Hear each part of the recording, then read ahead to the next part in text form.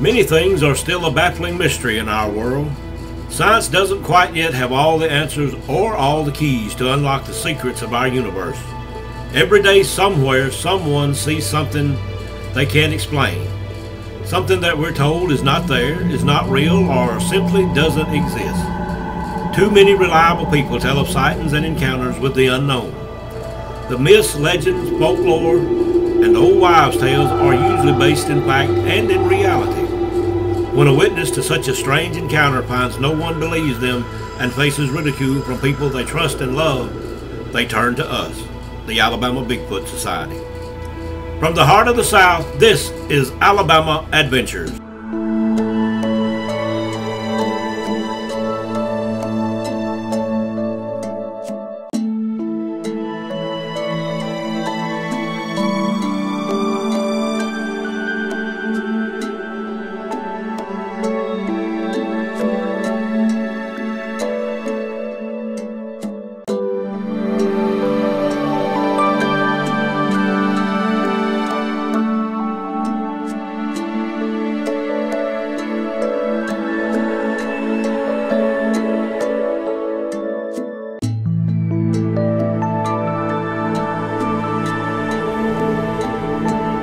Hello and welcome to this episode of Alabama Adventures.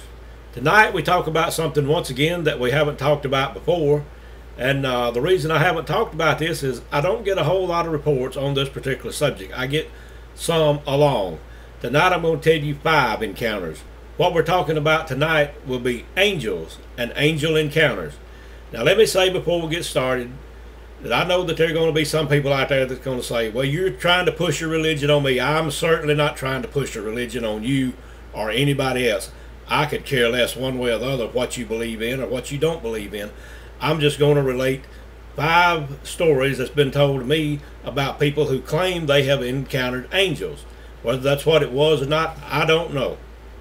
I want to define for you what the word angel means. I looked it up and I found 3 meanings to the word angel. The dictionary defines the word angel as meaning number 1, a spiritual being that serves as a messenger from God, beings that serve as guardians to humans to fulfill God's will on earth.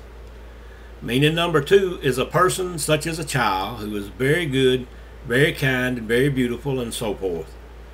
The third meaning I found to the word angel is the girl who makes your heart jump when she enters the room and who breaks it when she leaves. And with that being said, I would also like to do this little disclaimer, or whatever you want to call it. If talking about angels offends you or your religion in any way, then just turn this video off. It's just that simple. There's a lot of things on YouTube that I don't particularly care for and I don't believe in, and I don't watch those videos. So if you don't believe in angels or you don't want to hear anything about angel encounters, turn the video off. So let's get started with our angel encounter stories. And I'll say at the beginning that I believe I have encountered angels myself over my lifetime. All 3 kinds. The meanings that I gave you a while ago, I believe I have encountered all 3 kinds. The first angel story that I received that I can remember was back in 1974. I remember the year very well. This happened over in Roanoke, Alabama. And I know you've heard me mention Highway 431. This angel encounter also happened along Highway 431. I'm not sure the intersection of the road, but it was at the same intersection each time that I got a report on this particular angel, and I received several, or heard about several. At that particular time, I was writing down some of the paranormal encounters and stories that people told me, but I received several reports of the same angel at the same location over a period of about 2 months. So let me tell you about that. What it was, people would be driving down Highway 431, either going north or south, whichever way. And at this particular intersection, there was this hitchhiker standing there, and he was hitchhiking. And people would pull over sometimes to pick him up. And this is the story of what happened when you did. When you stopped and picked this man up, he was a young man, they said, probably 25 to 30 years old, and he was dressed in just normal like blue jeans and a shirt and that type of stuff. Said he didn't look like he was real poor, but he didn't look like he had a whole lot. Some encounters say that he had a bag with him, and some of the people said that they didn't remember him having a suitcase or a bag with him, anything like that. But they would pull over and he would walk up to the car, and they would tell him to hop in the back or to get in the back or just whatever. And he would open the back door of the car and sit down on the back seat. Well, they would ride down the road about a mile or so, and whoever was driving, as you would if you picked up a hitchhiker back in those days, it was a whole lot safer back then than what it is now, would kind of glance into the rearview mirror every once in a while to see what he was doing back there and look at him or whatever as you were going down the road. And everybody told me that they would do that a time or two to glance back there at him to see what he was doing, and he was just sitting on the back seat, usually in the middle of the back seat, looking from side to side out the window. And when you weren't looking at him, he would say, "Jesus is coming soon." And then when you would look back up into the rearview mirror to see, to reply back to this man or to see what else he was doing whenever he said these words, he was gone. And this happened several times over about a 2-month period, as I said, over on Highway 431 in Roanoke. And as I said, it didn't matter if you were going north or south, but he only rode for about a mile. And when he said these words and you look back there, he was gone. So that was my first report of an angel. And after I received this, me and a very good friend of mine got in his car one Saturday, and we rode that road continuous over there looking for this hitchhiker. Okay, now that was our first battery fail, and I don't know how many batteries it's going to take to do an angel video today. Whenever we do ghost, it usually runs me about $50 worth of batteries, and Bigfoot is not as bad on eating the batteries up whenever we start doing these videos. But there's no telling how much it's going to cost to do batteries today, to pay for batteries today, now that we're doing an angel video. But anyway, as I was saying, me and this friend rode that road continuous one Saturday, and we never saw the man at the intersection hitchhiking. And it could have been that he knew that we were over there looking for him, and that could have been the reason that he didn't appear that day. That was my first reported sighting of what was possibly an angel. Now, for our next angel encounter, we go across the state from Roanoke all the way over to Tuscaloosa. This happened to a lady one afternoon on her way to town in Tuscaloosa. What it was, she was driving her vehicle, and she was on the way to a store, a grocery store or some business, I believe, and she pulled up to an intersection. She stopped at the stop sign to look to see if anything was coming before she pulled out into the intersection. And as she got ready to pull out into the intersection, she started to lift her foot off the brake, and for some reason her foot wouldn't come off the brake pedal. And she pulled at it, she tugged at it again, and she couldn't make her foot move over to the gas pedal. At this point, she looked down to see what was wrong. And when she looked at her foot on the brake pedal, she saw there was this hand actually holding her foot down. And she tried again to pull while she was looking at this hand, but she could not move her foot off of this brake pedal so the car could roll forward. Just at this same instance, she looked up into the highway there at the intersection. It was a four-way stop. I had better put that in there. It was a four-way stop. And she looked up while this hand was holding her foot down, and this 18-wheeler ran the stop sign very fast and came through the intersection of where she would have, only a second or two before, would have pulled right out into the path of this 18-wheeler had this hand not been holding her foot to the brake pedal. As soon as the 18-wheeler passed, she lifted her foot off the brake pedal. She looked back down, the hand was gone, and she pulled on out into the intersection and went on her way. But this was an encounter, I believe, of a guardian angel protecting this particular lady that afternoon. And now for our next angel encounter, or angel sighting, or whatever you want to call it, we go to Alexander City, Alabama, out on 280 at a fast food restaurant. Now, what happened here that day around lunchtime was a man and some friends of his were in this particular fast food restaurant eating lunch. And he said, as he was sitting in one of the tables or one of the booths, I forgot which he said, he was just looking out the window while he was eating and while they were talking and this kind of stuff. And this old Dodge car come around the parking lot out there, and then it circled the building, and as it came back around, it pulled in a parking place where he saw it just right directly across from the table where they were eating. And he said when this guy got out of the car, he sort of looked like he was sort of having some hard times or something. He wasn't real well dressed. The old car looked like it was about to fall apart. And this man got out, and he said when this man got out, he seemed to look at him just right in the eye. And said the man walked into the restaurant, into the dining area. He walked past the line where you order your food and everything, and said he walked right to the table to where he was sitting. And said he walked up to him, and this is what he told him. He said earlier that morning he had received word that his mother had suffered a heart attack and was in the hospital in Montgomery, Alabama. And he had to go down there to see her, and he just didn't have enough money to get gas to go down there. And could he give him a couple of dollars so he could go buy gas to get to Montgomery? Now, I want you to keep in mind, too, when this man or angel or whatever he was asked this other man for $2, this was back when gas was around about $5 a gallon. So he wasn't going very far on $2 worth of gas. But anyway, this man said he told him, yeah, he would help him out. And said he leaned over and pulled out his billfold and pulled $2 out of the billfold and handed it to the guy. And he said while he was doing this, there was about 4 or 5 other people of his friends that was sitting there eating with him, and they all reached in their pocket.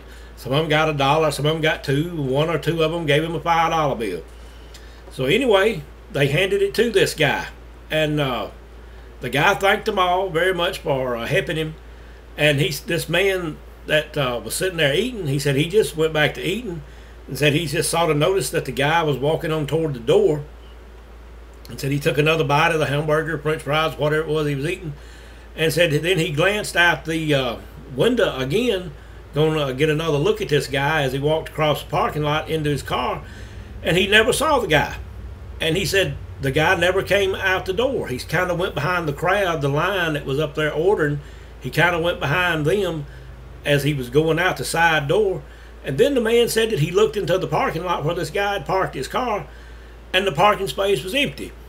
So this made him believe that this was an angel had come to him to see if he would help somebody whenever they actually needed help, as I guess we're sometimes tested that way. And I'm going to say this, I don't mean to be bringing up the Bible or preaching or anything like that, but over on I have heard this preached a time or two when I have been in church, and yeah, I do go to church occasionally, but there is a verse that kind of reminds me of this, and I asked this guy about it when he told me this story, and we both talked about it for a little bit. We both agreed that maybe that this was what had happened that afternoon. Matthew 25:45 is what I'm going to read here to you, and you see what you think about it. Matthew 25:45 says, Then shall he answer them, saying, Verily I say unto you, inasmuch as ye did it not to one of the least of these, ye did it not to me. So was that kind of a test that maybe an angel had been sent down here to test this guy to see if he would help somebody when they were in need by asking for money whenever he needed it? And would this guy help somebody out, or would he have turned him down? So that's what we sort of talked about whenever he told me this story. But anyway, you think about it and you decide whatever you want to decide. Doesn't matter to me one way or the other. Okay, now our next angel sighting goes to Ashland, Alabama at the Clay County Hospital. This was an angel that was seen in the hospital one night by a patient there. So let me tell you a little bit about that. Now, what happened, this man was experiencing some chest pains, and they carried him to the hospital, and they did admit him that night, and he was diagnosed as he had had a light heart attack. And I'll tell you now that he did get over the heart attack and doing fine. But anyway, what he said happened later that night after he was admitted into the hospital and he was in his hospital room, that a little after midnight he began having chest pains again. So some of his family members had decided that they would stay with him that night since he had had a heart attack, and they alerted the nurse's desk that he was experiencing chest pains again. When this happened, before the nurses got to the room and everything, he said for some reason he just turned his head to one side and looked out the window. And he said when he did, that's when he saw this large angel standing outside his hospital room window. He said the angel glowed, said it had a yellowish white glow about it, but said he could see the robes that it was wearing, and he said the robes appeared to be made out of a very heavy canvas. And he said some of the part of the robes were like a very light colored beige, and some of the robes that it wore were white. But he said he could also see wings on this angel.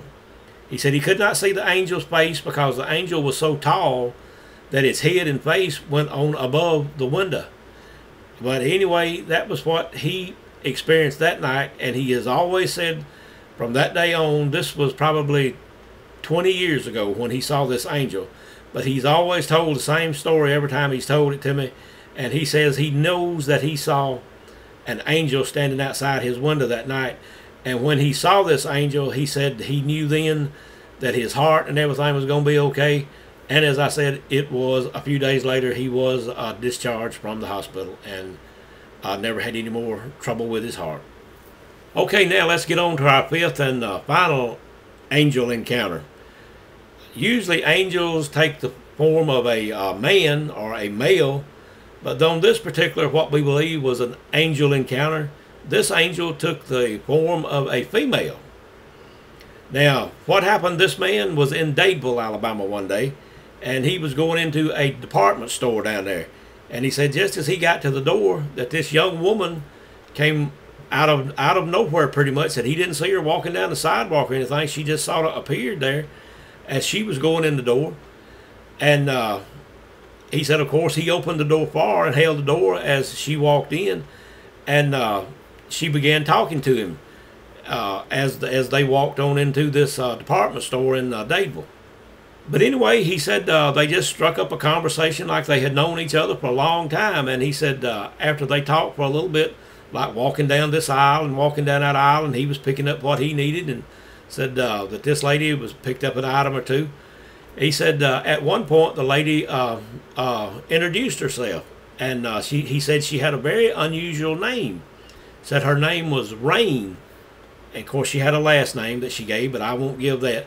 But anyway, let me give you a little background about this man and why Rain kind of comes important into the story. This man was working on a construction site about 8 or 10 years prior to this, and he had a heat stroke. It was in very hot weather, and he had a heat stroke on the construction site, and of course he passed out and everything. And the diagnosis, when they were carried to the hospital, that he did have a heat stroke. After he had this heat stroke, he couldn't sweat, and the doctors told him that the heat stroke had affected a part of his brain that told his body when to sweat, when he was hot, and when he needed to sweat to cool off. Well, it had been ever since he had had this heat stroke that he could not sweat. But so keep that in mind. But now, so anyway, while they were walking around in the store talking to each other, and this lady introduced herself, and he said when she did, she held out her hand, and he said, of course, he shook hands with her, and he told her who he was. And he said the second that their hands touched, he said he felt sweat break out around his neck, the backside of his neck on the collar of his shirt.